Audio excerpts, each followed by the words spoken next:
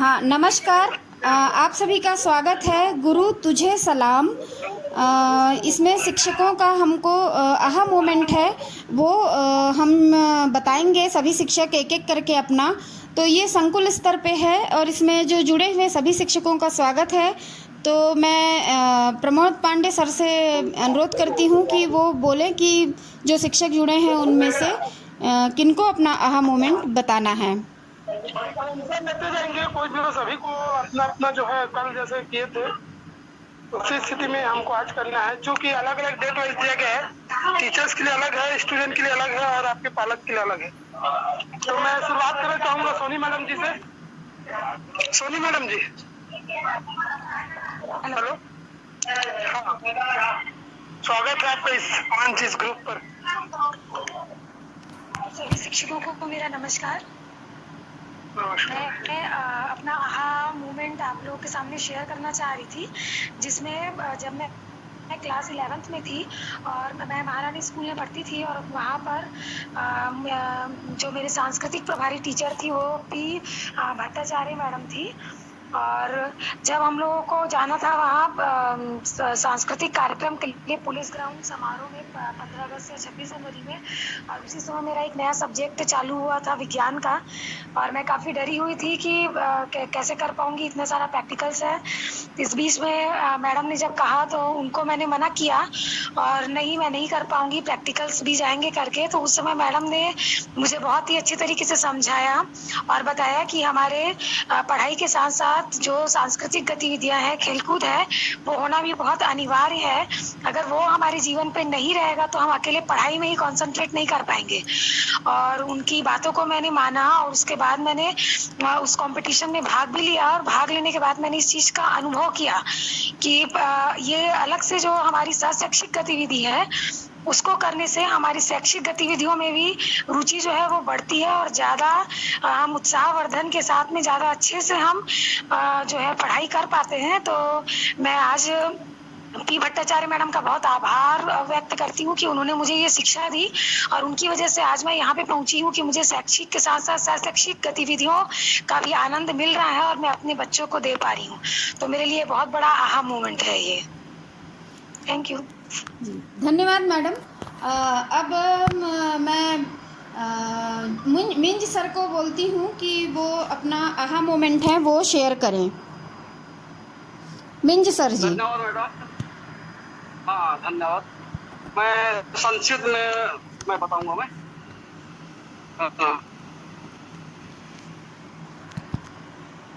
तो जिस समय हम लोग पढ़ाई करते थे उस समय स्कूल में क्या है, बहुत मारपीट करते थे और पढ़ाई भी होता था, दोनों है ना। मारपीट के साथ साथ पढ़ाई भी होती थी। तो मैं स्कूल जाना शुरू नहीं किया था, लेकिन मैं सुना था कि सर लोग बहुत मारते पीटते हैं, पढ़ाते भी है और मारते पीटते भी है, और जैसे कुछ पूछते से और बता नहीं पाने से वहाँ मारते करके सुना। तो जब मैं 6 साल का हुआ तो उसके बाद मेरे को बोले कि मेरे को स्कूल पहुंचा तभी शुरुआत में, तो मेरे को शुरू में ही मेरे को मार पड़ी। तो मैं दूसरे दिन से मैं जाना बंद कर दिया, मैं डर गया मैं, और मैं 2 साल ऐसे में गैप कर दिया मैं अपनी पढ़ाई। उसके बाद मेरे पिताजी मेरे को बहुत समझाए, मेरे को बाद में फिर दोबारा जाना शुरू किया। जब दोबारा जाना स्कूल शुरू किया तो अब डर तो मेरे को पहले से था बहुत ज्यादा, क्योंकि वो पहले बहुत मारते पीटते सर लोग, है ना। कुछ मैंने सवालों का जवाब नहीं देने से सीधा मारते थे। तो मेरा डर तो पहले से समाया हुआ था। लेकिन धीरे धीरे जब मैं जाना शुरू किया तो वहाँ के सर लोग मेरे को, वहाँ का जो प्रधान पाठक थे सिमोन मिंज करके थे, वो मेरे को ही मैंने पूरा कक्षा 1 से 5वीं तक का मेरे को मैंने पूरा कैप्टन बना दिया। तो कैप्टन बनने के बाद मेरी जिम्मेदारियां बढ़ गई और हर कार्य को मेरे से कराने लगे। तो धीरे धीरे मेरे जो अंदर जो भय थी वो दूर होते गया और सभी टीचरों के साथ पूरा मैं घुल मिल गया। और पहले जो मेरा रुझान था, मेरा झुकाव था ज्यादा खेल कूद में था, और मेरा खेल कूद की ओर प्रति मैंने जो मेरा झुकाव को देखते हुए एक सर बोले मेरे को, वहाँ के जो वैसे थे प्रधान पाठक थे सिमोन मिंज करके, बेटा खेलोगे कूदोगे तो होगे खराब, पढ़ोगे लिखोगे तो बनोगे नवाब, यानी अच्छी इंसान बनोगे। तो ये जो मेरे प्रधान पाठक जो बोले, एक उसका जो कहना मेरे जीवन में बहुत असर पड़ा। और मैं खेल कूद को तो नहीं छोड़ा, लेकिन मैं उसके कहने के बाद मैं सबसे पहला स्थान में अपना पढ़ाई को रखा और दूसरा में खेल कूद को। और जब मैं पढ़ाई शुरू किया तो रिजल्ट भी अच्छा आने लगी और सब सर लोग बहुत खुश हुए कि यही जो पहले डरते थे हम लोग से, ये आज बढ़िया माने प्रतिदिन स्कूल आ रहे हैं और वो पढ़ाई में माने अच्छे हैं करके मेरे से माने पूरा घुल मिल गए और मैं भी पूरा घुल मिल गया। और मेरे अंदर जो भाई थी वो डर या भाई निकल गई। मैं और सर मेरे को हमेशा बोलते थे कि ज्यादा पढ़ाई में ध्यान दो, ऐसा करके मेरा बीच बीच में मेरा मार्गदर्शन करते रहे। और जैसे जैसे मैं आगे बढ़ता गया कॉलेज तक मैं पहुंच गया, फिर भी सर मेरे को नहीं छोड़े और मेरे को बीच बीच में मेरा मार्गदर्शन करते रहे कि अच्छी पढ़ाई करो और तुमको शिक्षा की बनना है करके बोले। तो मैं जी धन्यवाद सर। अब लुकमान कुरैशी सर यहाँ पे जुड़े हुए हैं, तो मैं उनको इनवाइट करना चाहूँगी कि वो अपना आहा मोमेंट है वो हमारे साथ शेयर करें। लुकमान कुरैशी सर, आपको अनम्यूट कर दी हूँ मैं, तो आप बोलिए सर। आप सभी को मेरा नमस्कार।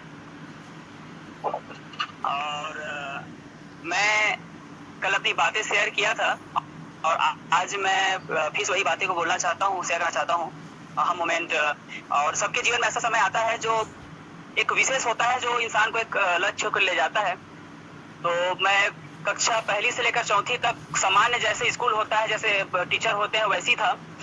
उसी साल हम लोग पांचवी पहुंचे और पांचवी में एक सर आए, बुखन सिंह नेटी, PS नेटी करके एक सर थे हमारे, वो आए और उन्होंने पहली बार हमें एहसास कराया कि एक गुरु कैसे होते हैं, शिक्षक को कैसा होना चाहिए। हम लोग समझते थे कि सिर्फ स्कूल जाना है और स्कूल जाके थोड़ा बहुत पढ़ाई करना है, घर में आके होमवर्क कर लेना है और बस यही काम था। लेकिन पहली बार हमने जाना कि स्कूल सिर्फ स्कूल नहीं है, वो एक प्रकार से जो एक पहले जमाने में होता था गृह व्यवस्था, उस टाइप से उन्होंने एक माहौल बना दिया नेटी सर ने। हमारा अधिकतर समय स्कूल में ही बीतने लगा। हम सुबह सिर्फ फ्रेश होने में बाद नाश्ता सा करने के लिए घर जाते, वहां से हम लोग नहा के फिर वो स्कूल आते 8 बजे के आसपास, और 8 से लेकर 10 बजे तक हम लोग जो प्रार्थना करना है, जो छोटी मोटी घर में जो स्कूल में जो साफ सफाई करना है, पेड़ पौधे लगाना है, ये सब करते। दिन भर हम स्कूल में ही रहते थे। नेटी सर भी हमारे साथ स्कूल में ही रहते थे, वो घर नहीं जाते थे, वहीं हम लोग साथ में रहते थे। और जीवन के सिर्फ शिक्षक वाला माहौल नहीं, सिर्फ पढ़ाई वाला माहौल नहीं, हमने जीवन में बहुत सारे कैसे लोगों के सामने पेश आना चाहिए, कैसे जीवन में आगे बढ़ना चाहिए, कैसे हमें पहनावा कैसा होना चाहिए, हमें बातचीत करना कैसा चाहिए, हमें कितना बोलना चाहिए, हर चीज। मतलब ऐसा कोई क्षेत्र नहीं था जिसके बारे में हम लोग बात नहीं करते थे। अपने हॉबी के बारे में बात करते थे, अपने शौक के बारे में बात करते थे। हम लोग एक रूम में एक किनारे पे लड़के पढ़ाई करते रहते थे, एक किनारे में लड़कियां पढ़ाई करते रहती थी, और सर बीच में खाट में बैठे रहते थे, और एक बहुत ही ऐसा जैसे घर में एक माहौल है वैसा हो जाता था। और दुनिया की ऐसी कोई बात नहीं निकलती थी ऐसी व्यवस्था। आज के जो बच्चों में सबसे ज्यादा जो कमी है वो संस्कार जो हम लोग देखते हैं कि बच्चों को जवाब दे देना, टीचरों को जवाब दे देना, बच्चों में जो कमी है जो सबसे ज्यादा जरूरी है, वो वहां से वैसा व्यवस्था होने पर हमने कंप्लीट किया। क्योंकि उस जमाने भी वही साथी, हमारे जमाने में भी कुछ ऐसे बच्चे थे जो शायद हम में भी संस्कार की कमी नहीं होगी, तो वो हम लोग दिन भर उन्हीं के साथ रहते थे। तो वो बहुत सारी चीजें, बातचीत करना, कितना कैसा सम्मान करना चाहिए टीचर को, माँ बाप के साथ कैसा पेश आना चाहिए जी। तो आपको जी हम सीखते रहते थे जी घर जाके तो खाना जी। तो ये आपका आहा मोमेंट था, उन सर से आप बहुत प्रेरित हुए जी। मतलब उनसे मैं इतना प्रेरित हुआ कि मैं जीवन में पहली बार समझा कि नहीं, जीवन सिर्फ खाना पूर्ति करने के लिए नहीं है। ऐसे माहौल हम क्रिएट कर सकते हैं बच्चों के साथ कि उनके पूरे विचार को हम, उनके संस्कार और विचार को हम एक दिशा तय कर सकते हैं, एक ऐसा शिक्षक बन सकते हैं। मतलब आप यकीन मानिए कि हमारे पूरे गांव में सबसे ज्यादा सरकारी नौकरी हमारे ही उसी बैच के बच्चे हैं। और हमारे सबसे ज्यादा किसी दूसरे सेक्टर में काम कर रहे हैं तो उसी क्षेत्र के हैं। हमारे जो मित्र थे वो जो किसान हैं, वो 30 साल के भले ही हैं, लेकिन 70 साल के बूढ़ा व्यक्ति भी उनसे सलाह लेने आता है जी। तो रीजन ये है कि हमने कार्य को अच्छे ढंग से करना सीखा, हमने जीवन के मूल्य को हमने समझा। ओके जी। बहुत बड़ी बात है कि 30 साल का जो किसान है वो भी उससे भी 70 साल का व्यक्ति आके सलाह ले रहा है जी। तो हमारा जब भी हम लोग मिलते हैं तो आज हम रो डालते हैं पूरा वो ग्रुप, अब बेटी सर नहीं है तो वहां से हमें लगा कि हमें जीवन के लिए कुछ करना है, हमें समाज के लिए कुछ करना है। विशेष कर तो मुझे लगा कि मैं शिक्षक बनूंगा जी। तो फिर वहीं से एक शिक्षक बनने का जो मैं हुआ, और समाज के किसी भी क्षेत्र हो जहाँ भी लोग रहे। जी धन्यवाद सर। कुछ करना है, लोगों के लिए कुछ करना है। जी धन्यवाद सर, आपका आहा मोमेंट आपने शेयर किया। अब मैं पुलस्त सर को मैं अनम्यूट कर रही हूँ, और पुलस्त सर आप लाइन में हैं, कृपया आप अपना आहा मोमेंट शेयर करें। सर समय का ध्यान रखें, 2 मिनट बोला गया है जी। पुलस्त सर। जी धन्यवाद मैम। हाँ मैम, सभी साथियों को नमस्ते। नमस्कार सर, चलिए बोलिए जी। हाँ, मैं हाँ मोमेंट जो समय था उसको आप लोगों के सामने शेयर करना चाहता हूँ। मैं कक्षा 6वीं में गया था MS नवागांव में। उस समय हम लोग क्या बोलते हैं निपनिया से आया करते थे, तो सभी साथियों को पहले नवागांव वाले आते थे तो वो लोग हम लोगों को थोड़ा डरा के भगा देते थे, पीछे में बैठो ऐसा करके। तब एक दिन क्या हुआ, हमारे साथ शिक्षक थे, क्या बोलते हैं साहू सर जी, उन्होंने एक प्रश्न किया और सारे क्लास में सभी बच्चों को देखा तो सिर्फ मैं ही वो प्रश्न का जवाब दे पाया था। तो सर ने कहा आप पीछे क्यों बैठते हैं, आगे बैठा करो। तो हम लोग बताएंगे सर, हम लोगों को डरा के पीछे भगा दिया जाता है और हम भी डर से आगे नहीं बैठ पाते। तब से सर ने बोला कि अवसर मिलेगा आप आएंगे, सामने में बैठेंगे और क्या बोलते हैं जो भी चीज पूछा जाता है आप बेझिझक बिना डर के सभी को बताया करें ऐसा करके।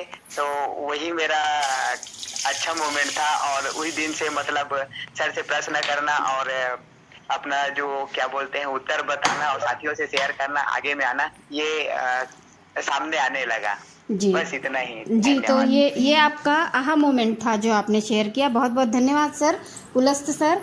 अब मैं आगे भोगल मैडम को मैं अनम्यूट कर रही हूँ। भोगल मैडम आप अपना जो आहा मोमेंट है वो शेयर करेंगे। सभी शिक्षक साथियों को मेरा नमस्कार। नमस्कार। मैं अपना आहा मोमेंट मेरा है कि मैं जब प्राइमरी क्लास में थी तो चौथी में मेरी क्लास में एक बहुत होशियार लड़का था, उसका नाम उत्तम था। और वो मैडम जो है हर बात के लिए मतलब जनरली होता है होशियार बच्चे को कहती है। एक दिन वो एब्सेंट था स्कूल में और हम लोग गए थे तो मैडम बोली कि ये वाले प्रश्न को सॉल्व करो, थोड़ा सा डिफिकल्ट था तो कोई भी सॉल्व नहीं कर पा रहा था। उसके बाद में मैडम ने ऐसा कहा कि अगर उत्तम क्लास में होता, अरे आज तो उत्तम एब्सेंट है, अगर वो होता तो वो इस प्रश्न को बना लेता। तो जब ये बात मैं सुनी तो मेरे को ऐसा लगा कि जब वो बना सकता है तो मैं क्यों नहीं बना सकती। तो उसके बाद मैंने उस प्रश्न को थोड़ा पढ़ा अच्छी से और पढ़ने के बाद थोड़ा समझ आया तो मैंने उसको सॉल्व कर लिया और वो मेरा आंसर सही था। तो मैडम का कहने का मतलब मैडम का ये था उद्देश्य कि वो मेरे को मोटिवेट करना चाहती थी। तो उस दिन के बाद से मेरे को ऐसा लगने लगा कि ऐसा कोई काम नहीं है जो हम लोग नहीं कर सकते, कोशिश करेंगे तो हर काम हो जाता है। इसी उसमें आगे और मैं हाई स्कूल में थी तो मेरे एक त्रिपाठी सर थे, वो अक्सर हम लोगों को ये कहा करते थे कि तुम लड़कियां हो, तुम लोगों को पढ़ के आगे कुछ करना है, ये नहीं कि शादी कर लिए, पढ़ लिए, शादी कर लिया, कहानी खत्म, वही यहाँ तक स्टॉप नहीं होना है, तुमको पढ़ना है, आगे बढ़ना है। और उनकी बात आज तक मतलब मेरे उसमें है कि हम लड़कियां तो क्या हो गया, हम बहुत कुछ कर सकती है और मैं हर एक काम करती हूँ। जी बस मैडम धन्यवाद। जी। बहुत अच्छा मैडम, आपने अपना आहा मोमेंट शेयर किया, धन्यवाद। अब मैं पांडे सर को बोलूँगी कि वो अपना आहा मोमेंट हम लोगों के साथ में शेयर करें।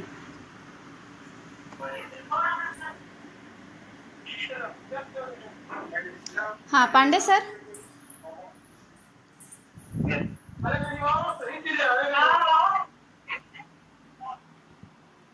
पांडे सर।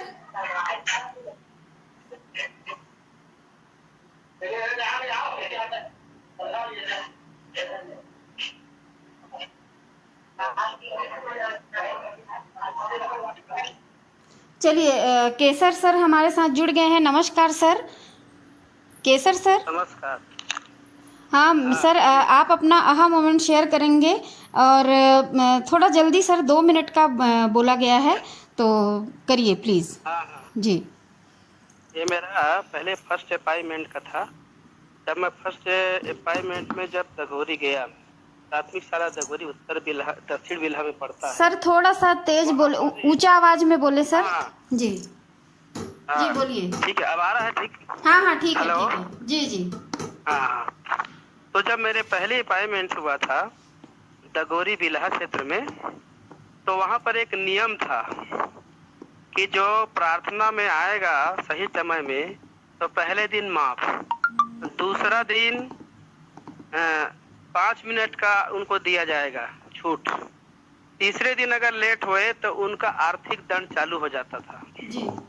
और ये मेरे लिए एक ये हो गया कि मैं बिल्कुल पंक्चुअल टाइम में, और तब से मैं कभी भी मीटिंग में जाता हूँ, कहीं भी स्कूल भी जाता हूँ, तो भी मैं अपना ये पंक्चुअलिटी जो है वो जो है मैं बिल्कुल मैंने कोशिश करता हूँ कि वो मेंटेन रहे। तो इस तरह से वो मेरा पहला जो सामना हुआ था नौकरी में। दूसरी चीज ये थी कि 2-3 महीने बाद मेरे को एक कन्याशाला का प्रभारी बना दिया गया, मेरे को कुछ मालूम नहीं था। तो वहाँ पर जो शिक्षक थे उनसे मैं कहा कि मदद करिए। उन्होंने एक शर्त रखा कि आप हमको नाश्ता पानी कराओगे तब हम आपको मदद करेंगे। तो मैं कहा ठीक है, लेकिन पहले बार मैंने वो काम को सीखा, उसके बाद मैंने हमेशा ये प्रण किया कि जो भी काम हो मैं नहीं, मेरे पास असंभव नहीं है, ऐसा नहीं होगा। और मैं आज तक, अब मेरा रिटायरमेंट का टाइम आ रहा है, लेकिन मैं आज तक कभी ऐसा नहीं हुआ कि मैं दूसरे ऊपर आश्रित रहूं। और हमेशा मेरा ये प्रयास रहता है कि मैं अपना काम स्वयं करूं और दूसरे का हेल्प भी करता हूं मैं। तो ये है मेरा फर्स्ट जो अनुभव है, और ये आप आहा इसको कह सकते हैं, जो मेरे आखिरी जीवन काल तक ये मेंटेन है। जी धन्यवाद। जी, बहुत बढ़िया सर, बहुत बहुत धन्यवाद। अब मैं पांडे सर को मैं अनम्यूट कर रही हूँ। पांडे सर अपना आहा मोमेंट शेयर करेंगे।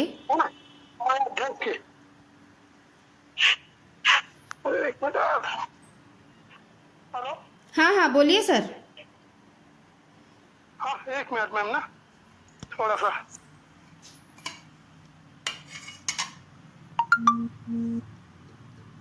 यार क्यों नहीं रहा ये। हेलो।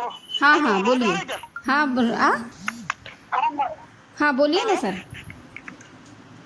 हाँ मैं ये कह रहा था, जो आहा मोमेंट की बात है, शायद मुझे नहीं लगता कि टीचर्स का हर एक क्षण जो होता है वो आहा मोमेंट में रहता है। कारण ये है कि चाहे टीचिंग लाइन में अगर है कोई बच्चा उनके सीखे सिखाए बातों को बेहतर तरीके से प्रस्तुत कर दिया, मतलब उसको लगता है कि बहुत अच्छा है। तो मैं अपनी व्यक्तिगत बताना चाहूंगा, है ना, जैसा कि अभी हाल फिलहाल में, इसके पहले मेरा स्कूल ज्वाइन था, उसके बाद CSC का जो आया उसमें प्रशिक्षण देना, ये सब गतिविधि कराना था। और इसमें सबसे बड़ी भागीदारी हमारे पूर्व CRC कहिए या CSC आदरणीय पटेल जी और मेरे परम मित्र, मेरे मार्गदर्शक आदरणीय केसर भाई, संजय केसर, इनका विशेष योगदान था। और इन्हीं के कारण आज जो है मैं आप सभी के बीच में, चाहे वो आपके माध्यम से हो चाहे मेरे माध्यम से हो, उच्च कार्यालय तक जानकारी देना लेना और अन्य संपर्क और विभिन्न अनुभव लेते जाता हूँ। तो ये सबसे बड़ा आहा मोमेंट मेरे लिए उछाल था, जिसके कारण आज मैं इस स्थिति में हूँ। मैं एक बार पुनः धन्यवाद देना चाहूंगा पटेल जी और मेरे परम मित्र संजय केसर जी को। जी जी। यही मेरा एक सेकेंड आहा मोमेंट है। इसके पहले का आहा मोमेंट मैं आप लोगों को शेयर कर चुका हूँ। जी। आप सभी शिक्षक साथी को एक बार पुनः धन्यवाद पुनः जुड़ने के लिए, क्योंकि मैं इसलिए मैं हड़बड़ी में हूँ, अभी फिलहाल पौड़ी में हूँ, राशन वितरण यहाँ हो रहा है, जी है ना, जी। इसलिए आप लोगों को मैं समय नहीं दे पाया। धन्यवाद आप सभी का। जी। अब मैं अपना आहा मोमेंट शेयर करना चाहती हूँ।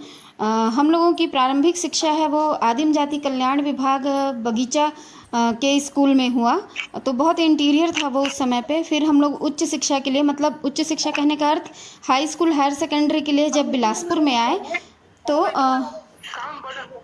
सर अभी जोड़ना है चुनाव जुड़े हाँ जुड़े करे हम काम चलत देख सर काम चलत सर अभी आओ ये शाम मतलब शाम तक नहीं है ऐसा तो आए जब हम तो हमारे अंदर सीखने की ललक थी और बहुत ज़्यादा जिज्ञासा तो थी और एक डर भी था कि शहर के स्कूल में कैसा होगा, भय था एक। तो जब हम कक्षा में थे तो कुछ भी चीज़ को बताने से, जैसे प्रश्न पूछ रही मैडम, तो डरते थे बोलने पे, मालूम रहता था लेकिन फिर भी झिझक थी जिसके कारण हम डरते थे। तो वो चीज़ हमारी एक मैडम थी जो कि गणित की शिक्षिका थी, मिस एम संगीत। तो उन्होंने देखा कि ये इनको आता तो है, इनको मालूम रहता है लेकिन ये बोल नहीं पाते हैं। तो उन्होंने हर चीज़ में हमको आगे करने लगे और प्रोत्साहित करने लगे। जैसे कि कोई गणित का सवाल हल किए तो सबसे पहले दिखा दिए तो हाँ बहुत अच्छा है, ऐसा करके। तो ये सब चीज़ें, छोटी छोटी चीज़ें हुई जिससे कि हमारी जो झिझक है, डर है और अभिव्यक्ति है वो दूर हुआ। उसके बाद में फिर जब मैं शिक्षकीय कार्य करने लगी तो मेरे स्कूल में एक बार एनसीईआरटी की तरफ से विज्ञान एवं गणित प्रदर्शनी का आयोजन हुआ, जिसमें मेरे 2 बच्चे गणित मॉडल के लिए लेके तैयार मतलब लेके गए और उन लोगों का फिर जिला तक आए वो लोग। तो उसमें जो लड़की थी वो, उसमें गणित आता था उसको, लेकिन उसके अंदर भी वैसे ही भय और झिझक थी। तो वो चीज़ मेरे को अपना समय याद आ गया कि शुरुआत में हम भी ऐसे थे और इस तरह से। तो वो मेरा आहा मोमेंट था जिसके कारण मैं अब बच्चों को बहुत अच्छे से ये सब चीज़ें देखती हूँ और उनका दूर करती हूँ और इसमें मैं फिर उनको मार्गदर्शन देती हूँ। तो धन्यवाद अभी आप सभी शिक्षक साथियों को, और आप सब जुड़े और ये कार्यक्रम हमारा है वो संपन्न हुआ। आगे कल 13 जून का बच्चों को जोड़ना है तो अपने अपने स्कूल के 2-2 बच्चों को या ज़्यादा से ज़्यादा और शिक्षकों के पास यदि बच्चों के नंबर होंगे तो उनको जोड़िए। 1 से 2 बजे है कल। उसका मीटिंग आईडी जनरेट कर दी हूँ, सर को भेज दी हूँ मैं, वो प्रसारित करेंगे ग्रुप में। तो पहले से तैयारी कर लें कि बच्चों को क्या बोलना है। जैसे सोनी मैडम कल बच्चों का, दिव्या का अच्छा उदाहरण प्रस्तुत की कि वो बोल के बताई, वैसे ही बच्चों को बताएं कि आपको क्या बोलना है वहाँ पे। तो इसके लिए आज से, कल बहुत हड़बड़ी हो गई थी तो आज थोड़ा आप लोग तैयारी कर लेंगे अपने अपने स्कूलों का। अपने पास समय है, 1 से 2 बजे का टाइम है उसमें। ठीक है, सभी शिक्षक शिक्षिकाओं को बहुत बहुत धन्यवाद। कल मैडम आप ज्वाइन किए थे ना सोनी मैडम, जैसे कि वो दिव्या सिदार का बताई थी। जी तो उसी तरह से बच्चों को, मेरे बच्चे मैडम प्राइमरी नहीं सुनिए ना, तो एकाध बच्चे भी, हाँ नहीं, एकाध बच्चे भी जो जिनके पालक के पास मोबाइल हो, इस टाइप के बच्चे होंगे ना, मैं सबको हाँ अनम्यूट कर लीजिए और बोलिए। वो उनके पास यदि मोबाइल होगा तो उनको आप, एक आध बच्चे के पास भी होगा तो उनको आप बोल सकते हैं कि 2 मिनट के लिए बोलना है कि मेरा नाम फला फला है और मैं इस स्कूल में पढ़ती हूँ और मैंने ये चीज़ मेरे को अच्छा लगता है, मैं सीख पाई, ऐसा टाइप का कुछ बोल देंगे, है ना? जी है ना? और किसी को कुछ कहना है? बहुत बहुत धन्यवाद आप सभी का। जी, संकुल स्तर पे कार्यक्रम को सफल बनाना है तो सभी शिक्षक प्लीज़, क्योंकि अब ये ऑनलाइन बहुत आगे तक जाएगा लग रहा है और आगे चल रहा है बहुत तामझाम से, तो प्लीज़ थोड़ा सा एक्टिव होके और सबको थोड़ा बच्चों से संपर्क करिए और उनको बोलिए सिस्को वेबएक्स डाउनलोड करें। 1-2 बच्चे भी जुड़ जाते हैं और अच्छा रिस्पॉन्ड करते हैं तो ये हमारे लिए बहुत अच्छा रहेगा। थैंक यू, धन्यवाद सभी को। मैं मीटिंग एंड कर रही हूँ, ठीक है? Thank you madam. Thank you.